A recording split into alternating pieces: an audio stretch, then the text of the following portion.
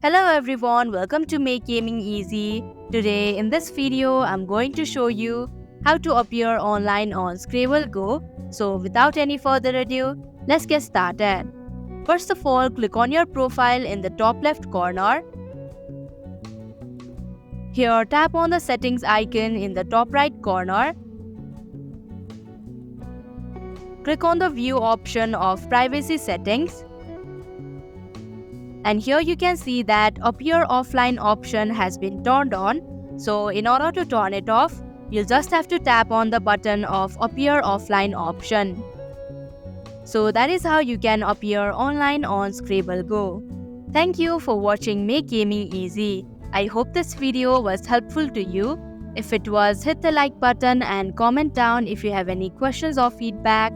Also, if you are new to our channel, subscribe and hit the bell icon so that you don't miss our upcoming videos.